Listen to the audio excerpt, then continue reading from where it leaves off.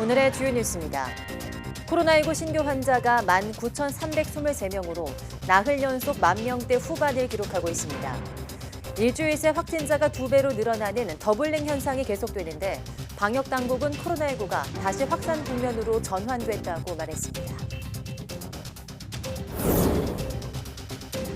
코로나19 재확산 조짐은 우리나라뿐 아니라 미국과 유럽 등 전 세계에 걸쳐 나타나고 있습니다.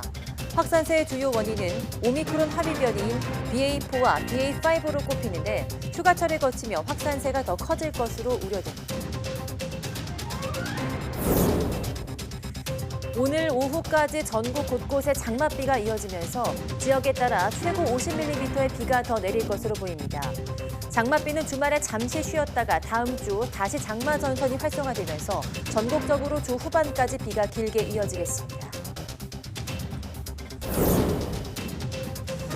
국내 연구진이 장마 기간 하천의 범람 위험을 조기에 감지하고 효율적으로 대응할 수 있는 체계를 구축했습니다. 현재는 서울 도림천에서만 시범 운영 중이지만 앞으로 서울 27개 하천으로 확대될 예정입니다. 수학계 노벨상의 필즈상을 한국계로는 처음 수상한 허준희 미국 프린스턴대 교수가 인천공항을 통해 귀국했습니다. 허 교수는 오늘 13일 대중 강연을 시작으로 여느 때처럼 올 여름도 한국에서 보낼 예정입니다.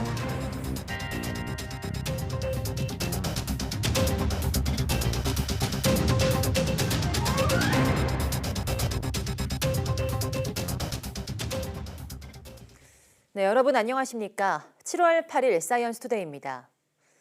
나흘째 2만 명에 육박하는 코로나19 신규 환자가 나왔습니다. 오늘 0시 기준 확진자는 19,323명으로 전날보다 800여 명 늘었습니다.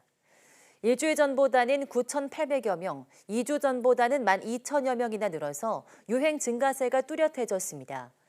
위중증 환자는 전날보다 6명 늘어난 62명으로 27일째 두 자릿수입니다. 하루 새 숨진 환자는 12명으로 누적 24,605명입니다. 네, 이 같은 코로나19 환자 증가세의 전문가들은 이르면 다음 달 재유행이 시작될 것으로 전망했습니다. 하루 최대 30몇 명에 달하는 환자가 나올 수 있다는 예측에 확진자 격리 의무는 유지될 가능성이 커 보입니다. 이영원 기자입니다. 코로나19 유행이 증가세로 돌아서면서 연일 2만 명에 달하는 환자가 나오고 있습니다. 신규 환자는 18,000명대로 1주 전보다 9,000명 가까이, 2주 전보다는 10,000명 넘게 늘었습니다. 확진 규모는 지난달 27일 3,000명대로 저점을 찍은 이후 반등하기 시작해 일주일 간격으로 2배로 급증하는 더블링 현상이 뚜렷해지고 있습니다. 여름철 재유행 우려가 현실이 되고 있는 겁니다. 8월 말에서 9월 정도 사이에 일단은 적게는 한 10만 명에서 많게는 한 30만 명 사이, 한 평균 15만에서 20만 명 정도 사이가 발생할 것 같다는 예측이 대부분의 연구에서 지금. 백신 접종이나 자연 감염으로 얻은 면역력이 시간이 지나면서 떨어지는 데다 오미크론 하위 변이인 BA5가 빠르게 확산하면서 확진자가 급증하고 있는 것으로 분석됩니다. BA5는 국내 우세종인 BA2보다 전파력은 35%, 면역 회피력은 3배나 큰 것으로 파악됩니다. 일주일 새 국내 검출률이 3배 넘게 늘어난 만큼 조만간 우세종이 될 것으로 예측됩니다. BA5가 이제 유입되면서 전반적으로 유행 자체가 매우 커지는 양상들을 보여주고 있습니다. 주된 유행 자체는 이제 감염이 안 됐던 분들 중심으로 일어날 가능성이 높고 거기에 이런 상황에 오는 17일까지 연장된 확진자 격리 의무가 다시 유지될 것이란 관측에 무게가 실립니다.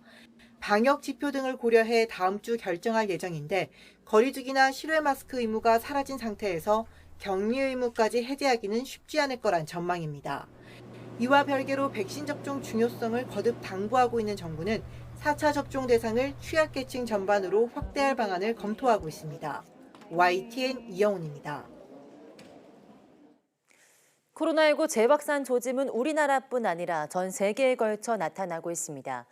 오미크론의 합의 변이 바이러스인 BA4와 BA5가 그 원인으로 지목되는데 휴가철이 다가오면서 확산세가 좀처럼 꺾이지 않을 것으로 전망됩니다. 권준기 기자입니다. 유적지마다 관광객이 북적이는 그리스 아테네는 코로나19 이후 3년 만에 제대로 활기를 되찾았습니다. Remembering how the pandemic was and seeing everything so empty and dead, it's nice to see that everything is picking up again and that people are able to travel again. 문제는 관광객이 급증한 만큼 코로나19 확진자도 폭발적으로 늘고 있다는 겁니다. 그리스의 하루 신규 확진자는 16,000여 명으로 2주간 2배가 늘었습니다. 연령대는 18살에서 24살의 젊은 층, 지역은 코르푸, 케팔로니아 등 인기 관광지에서 확산세가 두드러졌습니다. 스페인에서도 유명 관광지인 이비사, 마요르카 등지에서 확진자가 속출해 2주 전보다 60% 가까이 늘었습니다. 프랑스, 이탈리아, 독일 등 유럽 주요 국가에서도 일제히 재확산 조짐을 보이고 있고 방역 모범국으로 꼽혔던 뉴질랜드도 하루 확진자가 10,000명 넘게 나오고 있습니다. 미국에선 독립기념일 연휴를 지나며 확진자가 급증해 1일 기준 22만 명을 넘어섰습니다. Globally, reported cases have increased nearly 30% over the past 2 weeks. 4 out of 6 of the WHO sub-regions saw cases increase in the last week. 세계적인 확산세의 주요 원인은 오미크론의 하부 변이인 BA4와 BA5로 꼽힙니다. 전파력이 더 센 데다 자연 감염이나 기존 백신으로 생긴 면역마저 회피하는 특성을 보이기 때문입니다. WHO는 휴가철을 거치며 확산세가 지속하겠지만 그동안 축적한 경험을 바탕으로 코로나19 초기와 같은 재앙이 반복되진 않을 것으로 내다봤습니다. YTN 권중입니다. 코로나19에 재감염된 사람은 한 번 감염된 사람보다 6개월 내 사망 위험성이 2배로 높다는 연구 결과가 나왔습니다. 현지 시간 5일 미국 CNN은 미국 세인트루이스에 있는 워싱턴대 연구팀의 연구 결과를 토대로 이같이 보도했습니다. 보도에 따르면 연구팀은 미국 제향군인 의료 시스템을 통해서 환자 560만 명의 의무 기록을 분석했습니다. 이 가운데 25만 명은 코로나19에 한 번 감염됐고 3만 8천 명은 2번 이상 감염됐습니다. 분석 결과 2차례 이상 감염자는 1회 감염자에 비해서 6개월 안에 숨질 위험이 2배 이상 높았으며 입원할 가능성도 3배나 높았습니다. 재감염자는 폐와 심장에 이상이 생길 확률이 높고 피로감 및 소화기 장애, 콩팥 장애, 당뇨, 신경질환을 겪을 위험이 더 큰 것으로 나타났습니다. 오늘 오후까지 남부지방을 중심으로 장맛비가 이어질 것으로 보입니다. 남해안에 최고 50mm, 그 밖에 내륙에는 5에서 30mm의 비가 더 예상됩니다. 주말에는 장맛비가 잠시 소강 상태를 보이겠지만 더위의 기세가 더 강해질 전망입니다. 장마 전선은 다음 주에 다시 활성화되며 주 후반까지 길게 이어지겠습니다. 오늘 서울 낮 기온은 어제보다 다소 내려가겠지만 습도가 높아 체감 온도는 여전히 높을 전망입니다. 장마가 본격화하면 하천이 범람하면서 인명피해로까지 이어질 수 있는데요. 국내 연구진이 수해 위험을 조기에 감지하고 효율적으로 대응할 수 있는 체계를 구축했습니다. 현재 1개 하천에서만 시범 운영 중인데 앞으로 서울시 전역으로 확대 적용될 예정입니다. 보도에 최소라 기자입니다. 역대 가장 긴 장마를 기록했던 2020년 여름. 시커먼 흙탕물이 차오른 제방에서 사람들이 하나둘씩 구조됩니다. 갑작스런 폭우가 쏟아지면서 순식간에 불어난 하천에 갇힌 겁니다. 상습적으로 침수되는 지역인 도림천입니다. 지난 10년간 이곳에서만 140여 명이 고립사고를 당했고 2명이 사망했습니다. 이 같은 피해를 막기 위해 하천 상류에 인공지능 기반 장비가 설치됐습니다. 먼저 하천 중앙에 초음파를 쏘아 하천의 수위를 측정해 상류에서 흐르는 물의 양을 알아냅니다. 또 지능형 CCTV가 고화질 촬영 영상을 바탕으로 물의 속도를 분석합니다. 두 정보를 종합해 일정 시간 동안 흐르는 물의 양, 이른바 유량을 계산하면 상류에서 멀리 떨어진 곳이라도 언제 범람하게 될지 예측할 수 있습니다. 초당 30프레임의 어떤 영상 정보를 실시간으로 분석을 해서 물 입자가 상류에서 하류로 흘러가는 그 시간과 거리를 가지고 물의 유속을 산정을 해내는 그런 프로그램입니다. 또 같은 하천이라도 자치구별로 제각각이었던 기존 수해 방지 대책을 하나로 통합하는 매뉴얼도 마련됐습니다. 도림천 상류인 관악구에서 위험이 감지되면 중하류인 동작구와 구로구, 영등포구에도 대피 명령이 내려지는 겁니다. 기술이나 시스템은 행정 칸막이를 넘을 수 있습니다. 상류에는 비가 많이 오고 또 범람하고 있는데 하류에는 그 내용들을 알지 못해서 대피 명령을 내리지 못해서 발생하는 그런 피해들을 원천적으로. 서울시는 현재 도림천에서 시범 운영 중인 이 시스템을 27개 하천으로 확대할 계획입니다. 이를 통해 하천 범람 위험을 최대 30분 먼저 예측하고 사고를 막을 수 있는 골든타임을 확보할 수 있을 것으로 기대하고 있습니다. YTN 사이언스 최소라입니다. 네, 지난 6일 지난해 최대 전력을 넘어선 데 이어서 어제는 역대 가장 많은 전력 수요가 발생했습니다. 전력거래소는 어제 오후 5시 기준 최대 전력 수요가 92,990메가와트로 기존 최대치였던 2018년 7월 24일 오후 5시 기록을 넘어섰다고 밝혔습니다. 이에 따라 오후 5시 예비 전력은 6,726메가와트에 그쳤고 공급 예비율도 7.2%에 머물렀습니다. 전력거래소는 전국에 고온다습한 기류가 유입돼 폭염특보와 불쾌지수 상승으로 전력 수요가 증가했다고 설명했습니다.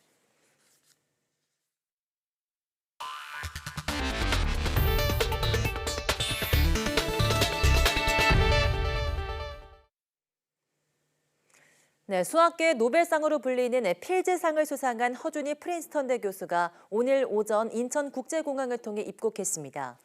허 교수는 한국 수학계의 발전을 위해 할 일이 조금 더 커진 것 같아 마음이 무겁지만 많은 사람이 축하해줘서 기쁘다고 말했습니다. 허 교수는 오늘 13일 대중 강연을 시작으로 한국에서 여름을 보내며 연구에 집중할 계획입니다. 허 교수는 지난 2012년 수학계의 오랜 난제였던 로타 추측의 부분 문제인 리드 추측을 해결했으며 2018년에 로타 추측까지 해결한 업적으로 필즈상을 받았습니다. 필즈상은 수학 분야에서 탁월한 업적을 낸 만 40세 미만의 젊은 수학자에게 주는 상으로 4년마다 열리는 세계 수학자 대회에서 시상식이 열립니다. 네, 부정맥의 한 종류로 심장이 불규칙하게 뛰는 질환인 심방세동 환자가 눈에 띄게 늘고 있습니다.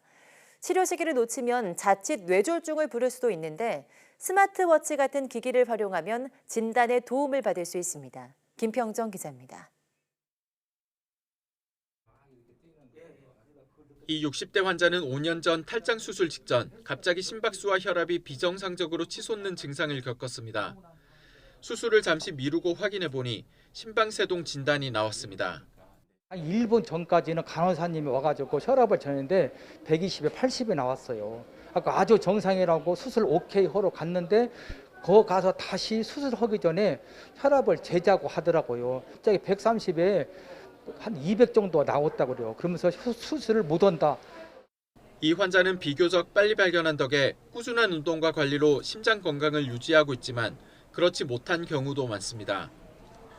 규칙적인 전기 자극으로 운동해야 하는 심장의 윗부분, 심방에 불규칙한 전기 자극이 생기면 매우 빠른 속도로 수축해 가늘게 떨기만 하는 심방세동이 생깁니다. 심장이 빨리 뛰면 혈전이 잘 생기는데 혈전이 뇌동맥으로 흘러가면 뇌졸중에 이를 수도 있습니다. 그러니까 정상적으로 이렇게 심장이 이렇게 움직이는데 이렇게 움직이는 거예요. 그래서 이게 심장이 제대로 피가 안 흐르기 때문에 그것 때문에 이제 뇌졸중이 생길 수도 있고 염증도 많이 올라간다 그래요. 심방세동 환자들이. 그러니까 그런 여러 가지 원인 때문에 이제 뇌졸중이 많이 생긴다 생각하시면 돼요. 특히 60세 이상 고령층은 치료 시기를 놓치면 뇌졸중에 이를 가능성이 더 커집니다. 지난 2020년 심방세동 환자가 24만 4천 명으로 4년 전보다 35%나 늘었는데 60세 이상 환자 비중이 80%나 됐습니다. 갑자기 가슴이 두근거리고 심장이 빠르게 뛴다면 심방세동을 의심해봐야 하고 스마트워치 같은 기기를 이용하는 것도 도움이 됩니다. 요즘 나오는 의료기기들은 다 그런 기능을 갖고 있어요. 그러니까 그런 보조적인 장치를 통해서 이상이 있다는 걸 알게 되면 빨리 전문가하고 상담하는 게 좋습니다. 심방세동 환자 10명 가운데 4명은 아무런 증상이 없기 때문에 60세 이상이라면 정기적인 검진을 받는 것이 조기 발견에 도움이 됩니다. YTN 김평정입니다. 네, 우리가 흔히 아는 방앗개비라는 곤충은 초록색을 띠고 있는데요. 분홍 방앗개비가 경남 창녕에서 발견됐습니다. 이 핑크빛 희귀 방앗개비가 한국에서 카메라에 포착되기는 이번이 처음입니다. 오태인 기자입니다. 경남 창녕에 있는 노인 요양시설. 잔디밭에 선명한 분홍색 곤충이 눈에 띕니다. 가까이서 보니 다름 아닌 방앗개비. 방앗개비는 보통 녹색으로 보호색을 띠지만 분홍색은 흔치 않습니다. 처음엔 저도 이게 의아해했습니다. 메뚜기인지 방앗개비인지 아니면 외래종인지 알 수가 없었습니다. 예, 저도 엄청 신기했고 주위 분들한테 얘기를 하니 다들 뭐 살아있는 건지 그렇게 다들 물어보더라고요. 사람 손길을 피해 뛰어다니는 모습은 다른 방앗개비와 같습니다. 요양원 원장은 좀처럼 만나기 힘든 분홍 방앗개비가 어르신들에게도 기쁨을 줄 것 같다며 반깁니다. 방앗개비가 우리 요양원에 서식한다는 것을 생각해 보면은 우리 몸도 불편하시고 여러 가지 불편하신 어르신들이 앞으로 건강하시고 좋을 것이라는 예감이 듭니다. 분홍 방앗개비는 유전 변이 때문에 생긴 일종의 변종입니다. 유전적 문제로 몸에서 붉은 색소를 많이 만들거나 검은 색소를 적게 만들어 생기는 겁니다. 지난해에도 일본에서 분홍 방앗개비가 발견되면서 큰 화제가 됐습니다. 보통은 이렇게 녹색이나 갈색이 많거든요. 이게 이제 주변 환경에 어울리는 보호색을 띠고 있어서 이제 그런 색소를 유지를 하고 있는데 그런데 드물게 어떤 색소 결핍증이라든가 이런 것 때문에 자기 본연의 색깔이 나오지 못하고 코로나19와 어려운 경제 사정으로 힘든 시기를 보내는 요즘 귀한 손님을 발견한 시설 직원은 진기한 분홍 방앗개비를 함께 보면서 모두에게 행운이 가득하기를 빌었습니다. 지금 코로나 시국에 많은 분들이 힘드시고 할 텐데 이거를 또 구경도 하시고 흔히 볼 수 없는 개체이다 보니 보시면서 이제 많은 행운을 가져가셨으면 좋겠습니다. YTN 오태인입니다. 한동안 인기 업종으로 호황을 누려왔던 주유소. 각종 판촉물로 고객 유치 경쟁에 나섰습니다.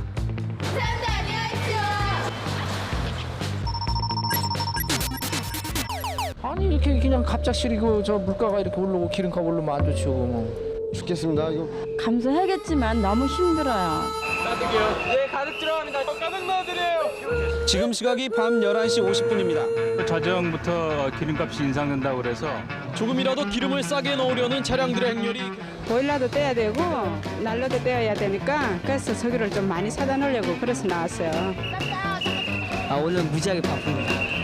주유소 직원들은 모처럼 눈코 뜰 새 없이 바빴습니다. 한 번에 29,000원. 한 번에 29,000원 카드 없고. 특히 요즘 들어 혼수 기름을 넣는 셀프 서비스를 이용하는 운전자들이 늘고 있습니다. 아직 사용 방법을 잘 몰라서 좀 더듬거리는데 적립이 되고 가격이 싸고요. 국제유가가 고공행진을 지속하면서 값싼 유사 석유 제품이 판을 치는 것입니다. 이 씨는 지난 7월 송유관에 구멍을 뚫었습니다. 이런 수법으로 빼돌린 기름은 넉 달 동안 휘발유 5만 리터와 등유 1,200리터로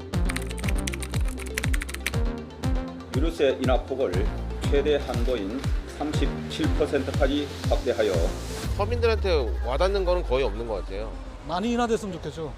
좀 빨리 기름값이 내려갔으면 좋겠다는 소원밖에 없습니다.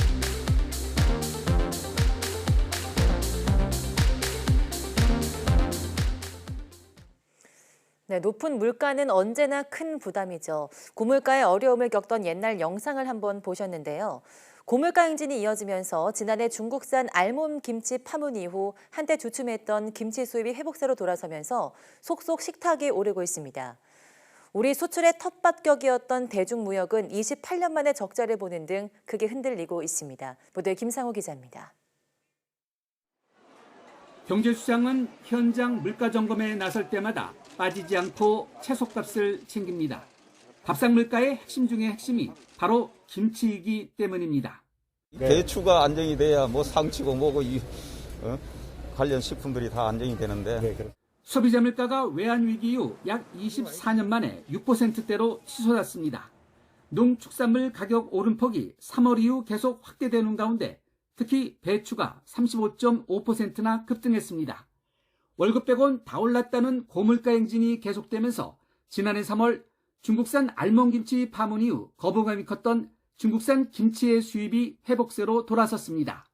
국내산과 비교해서 보통 반값 이하이기 때문입니다. 배추값이 가뭄으로 폭등하면서 김치 수입량은 지난 5월 24,800여 톤으로 전년 동월 대비 17% 증가하면서 5월 기준 역대 최대를 기록했습니다. 특히 올해 1월부터 5월까지 누적 수입량은 10만 톤쯤으로 1, 2년 전과 비슷한 수준이어서 이런 추세라면 연간 수입량의 반등도 배제할 수 없는 상태입니다. 김치뿐 아니라 석유화학 등 중국산 수입이 늘어난 반면 우리 기업의 중국 수출은 줄면서 대중무역은 2달 연속 적자 행진입니다. 대중무역 적자는 지난 1994년 8월 이후 28년 만입니다. 지난 20년간 누려왔던 중국을 통한 수출 호황기가 끝나가고 있으므로 시장 다변화가 필요하다고.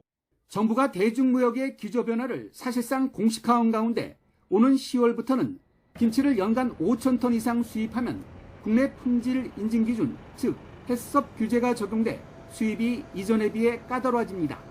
외환위기 후 24년 만에 닥친 6% 고물가 시대, 우리 수출의 톱밥격인 대중무역이 흔들리는 상황 속에서 정서적 거부감이 큰 김치 등 중국산 수입 물량의 향방이 주목됩니다. YTN 김상호입니다.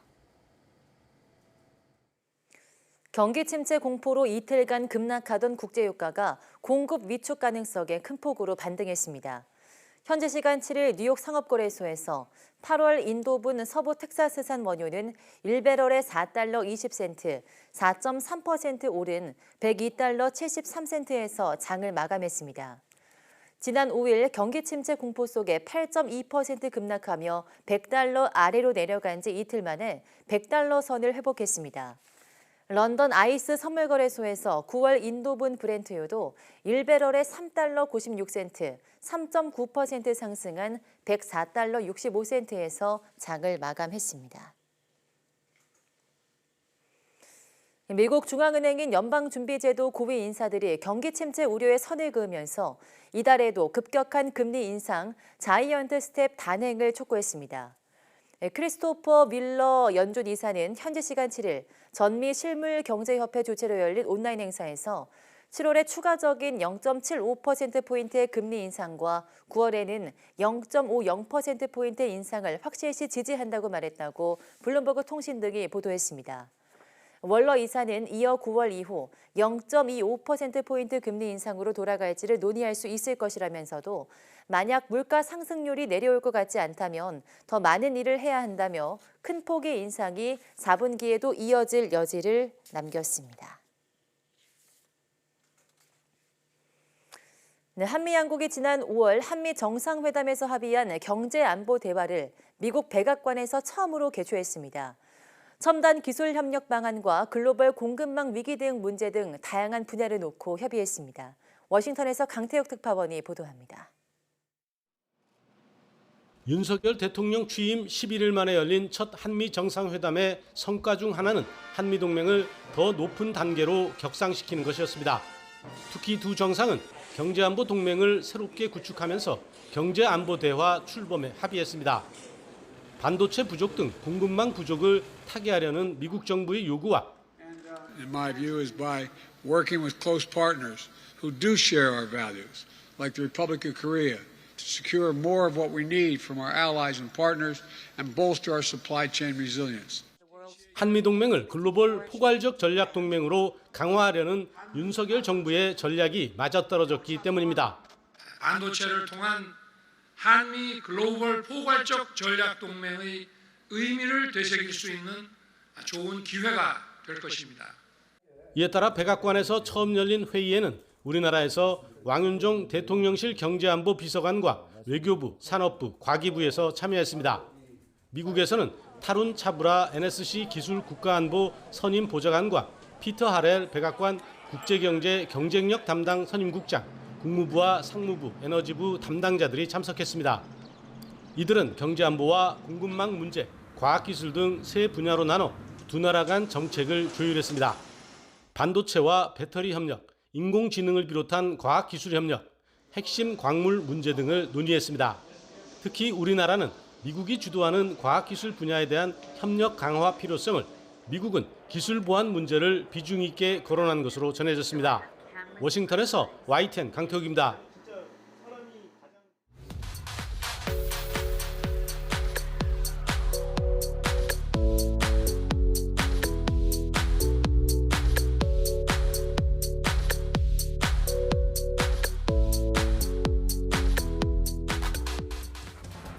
네, 코로나19 확진자가 다시 증가하면서 정부가 재확산 국면으로 전환됐다는 공식 판단을 내놓았습니다. 그리고 코로나19가 다시 확산하는 원인 중 하나로 에어컨 사용에 따른 환기 부족을 꼽았는데요. 에어컨을 가동할 때 최소 2시간마다 10분 이상 창문을 열어 공기를 순환시켜주는 게 좋다고 하니 잘 지키셔야 할 것 같습니다. 뉴스 마칩니다. 함께해 주신 여러분 고맙습니다.